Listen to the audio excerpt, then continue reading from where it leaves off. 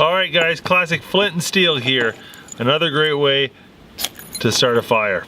With flint and steel, there's a couple things that work really well. You got cotton balls, and then you got steel wool.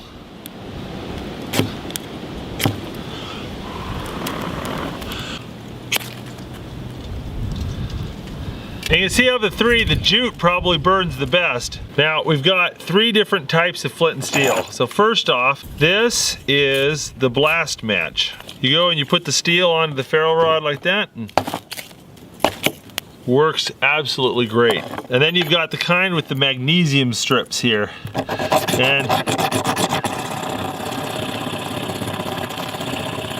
get it up into a little line there. There you go.